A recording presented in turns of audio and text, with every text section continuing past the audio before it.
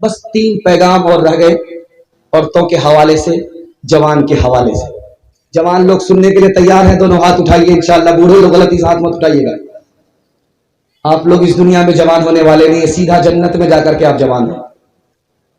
جوان لوگ کہاں ہیں؟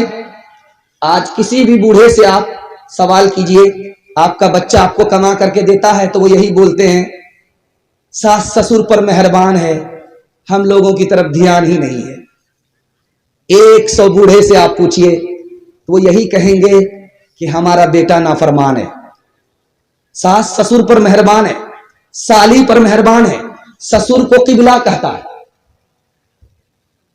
ساس کے لیے بنارس کی ساڑی لے کر کے آتا ہے، ساس کو امی کہتا ہے، ماں کہتا ہے، اور سالی پر مہربان ہے، بہن کی طرف دھیان نہیں ہے، سالہ پر مہربان ہے، انگلی پکڑ کر کے لے جا رہا ہے۔ ساری خدائی ایک طرف، جوڑوں کا بھائی ایک طرف۔ جس دودھ میں چھالی نہیں وہ دودھ بیکار، جس گھر میں سالی نہیں وہ گھر بیکار۔ آئے دیکھ لیجئے نافرمان بیٹا کیسا ہوتا ہے، نافرمان بیٹا کیسے نافرمان ہوتا ہے۔ یہ پیغام آپ کو دینے کے لیے جا رہا ہوں۔ کچھ یاد رہے یا نہ رہے، اس کو یاد کر کے لے جائیے گا، آپ کا بہت بڑا فائدہ ہوگا۔ آپ دیکھیں گے کچھ لوگوں کو 6 انگلی ہوتی ہے ہاتھ میں، تو وہ ہاتھ کو چھپا کر کے رکھتا ہے، دکھاتا نہیں، چھنگلیاں بولتے ہیں اس کو، چھوٹی سی انگلی نکل جاتی ہے۔ تو نافرمان بیٹے کی مثال 6ٹھی انگلی کی ہے کہ آدمی منہ چھپاتا رہتا ہے کہ نافرمان باپ بیٹے کا باپ جا رہا ہے، منہ چھپاتا رہتا ہے، اور اس انگلی کو کاٹ بھی نہیں سکتا کہ تکلیف اسی باپ کو ہے، اس بیٹے سے رشتہ خراب بھی نہیں کر سکتا، یہ بیچارہ مجبور ہے۔ نافرمان بیٹے کی مثال 6ٹھی انگلی کی ہے، باقی ہے تو عیب، کاٹ دیا تو تکلیف۔ اور ایک بات یاد رکھیے، بچھو کو کوئی بھی بچہ دیکھتا ہے جوتے سے مارتا، سانپ کو کوئی بھی بچہ دیکھے لاٹھی سے مارتا، جبکہ اس سانپ نے کاٹا بھی نہیں ہے، اس بچھو نے کاٹا بھی نہیں ہے، پھر بھی مسلمان بچہ غیر مسلم کا بچہ جو بھی دیکھے گا اس کو جوتے سے مارے گا، لاٹھی سے مارے گا۔ بھائی اس نے تو تم کو کاٹا نہیں ہے، اس کو کیوں مار رہے؟ جانتے ہیں بچھو پیدا کیسے ہوتا؟ وہ ماں کے پیٹ میں ہوتا، ماں کی اتڑی کو کاٹ کر کے کھا جاتا ہے، ماں کو تہس نہس کر دیتا ہے، اس کے بعد وہ پیٹ سے باہر نکلتا ہے، جنگل کی طرف چلا جاتا ہے۔ ماں کے ساتھ ظلم کرنے والا اس بچے کے ساتھ دنیا کا سلوک دیکھیے، جہاں بھی دیکھا جوتا مارا، جہاں بھی دیکھا لاٹھی سے خبر لی۔ نافرمان بیٹے کو قدم قدم پر اللہ مصیبت میں ڈالتا ہے، اس کو ذلت کا منہ دیکھنا پڑتا ہے۔ تیسری بات یاد رکھیے، بیٹا کہاں ہے؟ امریکہ میں، باپ کہاں ہے؟ ہاسپٹل میں، انتقال ہو گیا باپ کا، تو وہ یہاں سے فون جا رہا ہے بیٹے کو کہ تمہارا باپ انتقال کر گیا، تو کہتا ہے کہ میں میٹنگ میں ہوں، میرے باپ کو کفن دفن کر دو، جو خرچہ آئے گا اس کا بل مجھ کو بھیج دو، مجھ کو وہاں جانے کی فرصت نہیں ہے۔ جس باپ بیٹے کے اوپر یہ باپ سینہ دکھاتا تھا، سر اٹھا کر کے چلتا تھا کہ میرا بیٹا کہاں ہے؟ امریکہ میں، میرا بیٹا کہاں ہے؟ لندن میں ہے، اس بیٹے کو مرے ہوئے باپ کا کندھا دینے کی فرصت نہیں ہے۔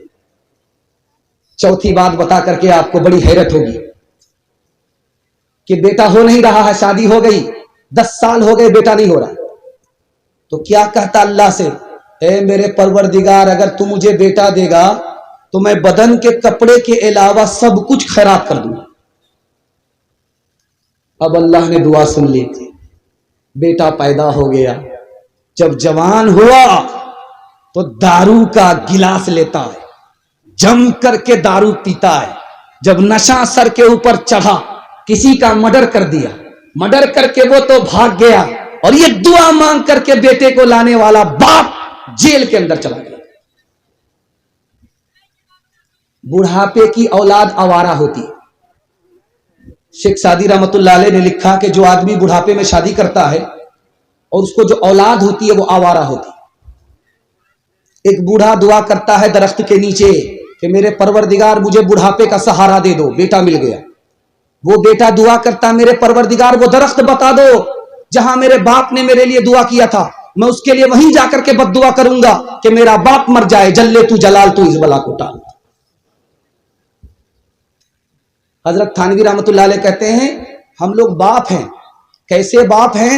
जैसे कि कसाई बकरे को पोसता है, बड़ा करता है, उस पर छुरी चलाता है, उसी तरह आज हम बल बच्चे को पाल लें, उसको इंसान नहीं बना रहे, मुसलमान नहीं बना रहे, एक नंबर का शैतान बना रहे, ताकि उसका ठिकाना जहन्नम हो जाए। आप अच्छा खिला दीजिए, अच्छा कपड़ा पहना दीजिए, बड़ी से बड़ी जमीन खरीद करके बच्चे को दे दीजिए, बड़ा से बड़ा मकान बना करके दे दीजिए, बच्चा भूल जाएगा, बर्बाद कर देगा। लेकिन एक एहसान कीजिए, जिंदगी भर बच्चा उस एहसान को याद रखेगा, भूलेगा नहीं। आप जाहिल रहे कोई फर्क नहीं पड़ता, अपने बच्चे को इंसान बना दीजिए पढ़ा लिखा करके, अपने बच्चे को मुसलमान बना दीजिए पढ़ा लिखा करके, वो जिंदगी भर एहसान को याद रखे। एक मिसाल पर पैगाम खत्म कर रहा हूं। हजरत उमर की अदालत में बाप का मुकदमा आया, बेटे का मुकदमा आया। बाप ने कहा ये कमीना नाफरमान है, बेटा कहता है ये सबसे बड़ा नाफरमान है। हजरत उमर सर पकड़ करके बैठ गए, बात क्या? बेटा इधर खड़ा, बाप उधर खड़ा, बाप कह रहा ये नाफरमान, बेटा कह रहा ये नाफरमान। उस अदालत में यह साबित हुआ कि बेटा बाद में नाफरमान है, पहले बाप नाफरमान है। बाप ने हराम कमा करके बच्चे को खिलाया, हराम हलक के नीचे गया और हराम की तरफ गया, पहले बाप नाफरमान है, उसके बाद बेटा नाफरमान। मैं हाथ जोड़ करके आप लोगों से एक बात कहूंगा, बच्चे को नेक बनाना है तो जब घर में बच्चा आपका रहे, मोबाइल छोड़ दीजिए। आप बच्चे के सामने मोबाइल मत देखिए। जानते हैं बाप ड्राइवर, बेटा खलासी, गाड़ी का नंबर 786।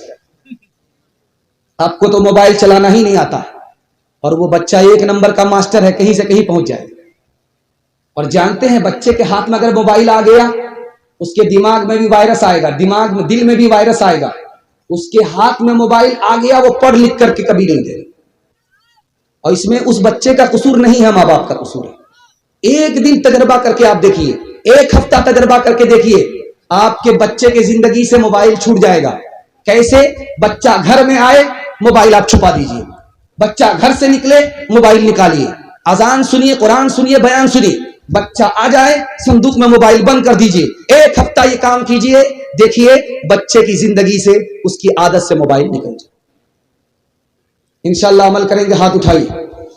कसूर अपना होगा, इल्जाम बेटे को देंगे, हाथ उठाइए इंशाअल्लाह। एक बादशाह था, उसके 3 वजीर थे। एक बिहारी था, बंगाली था, पंजाबी था।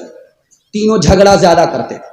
बिहारी कहता था मैं पंजाबी से अच्छा हूं, पंजाबी कहता था मैं बंगाली से अच्छा हूं, कोई दूसरे को अच्छा कहने के लिए तैयार नहीं। बादशाह ने सोचा कि झगड़ा ज्यादा करते हैं, इन लोगों से कैसे नजात पाए। एक तरकीब निकाली बादशाह ने, तीनों का इम्तिहान ले लेते, जो पास करेगा उसको रखेंगे, जो फेल हो जाएगा उसको बर्खास्त कर। तीनों को बुला करके पूछा, बिहारी से पूछा कि तुमको क्या पसंद है, कहा मुझे बैर पसंद है, कहा बैर लेकर के।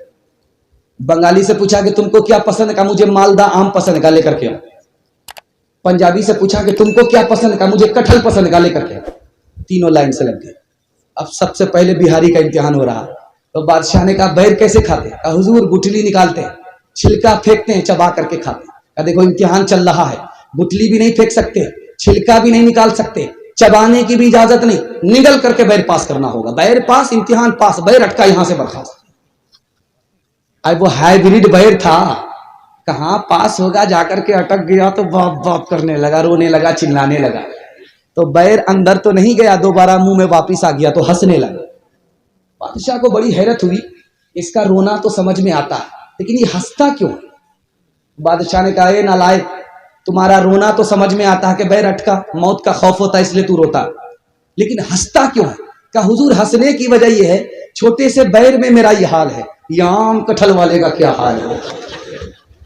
बेटे को लोग कहते हैं आंखों का नूर है, आंखों का नूर है लुत्फ जिंदगी का तो दिल का सुरूर है, दिल का सुरूर है, घर में उसी के दम से है हर समत रोशनी, हर समत रोशनी, नाज़ा है उस पे बाप तो माँ को गुरूर है, माँ को गुरूर है, अलबत्ता शर्त ये है कि बेटा हो होनहार, माइल है नेकियों पे बुराई से दूर है, बुराई से दूर है।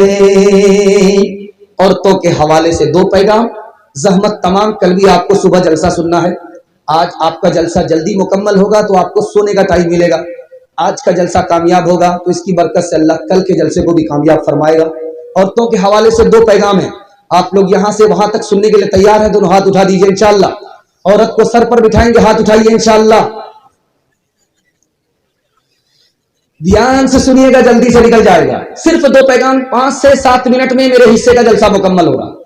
आपने दिल खुश कर दिया और मैं आपको दिल से दुआ देता हूं कि अल्लाह आपके घर में अगर जवान बेटी है, गैब से मुनासिब जोड़े का इंतजाम फरमाए। आपका जवान बेटा बेरोजगार है, मैं दुआ देता हूं अल्लाह आपके बेटे को दिन दुनी रात चौगुनी तरक्की अता फरमाए। आपके घर में बीमारी है, मैं दुआ देकर के जाता हूं अल्लाह इस जलसे की बरकत से जिस्मानी रूहानी तमाम बीमारी से आपको आपके घर को पाक साफ फरमाए। ध्यान से सुनिएगा, औरतों के हवाले से सुना रहा हूं। 4 औरत एक जगह बैठी हुई थी। हर औरत अपने शौहर के बारे में बोल रही थी। एक औरत कहती है, मेरा शौहर तो खरगोश की तरह नरम है, मेरा शौहर जरनब घास की तरह खुशबूदार है। ये बहुत अच्छी औरत जो अपने शौहर की तारीफ कर रही है।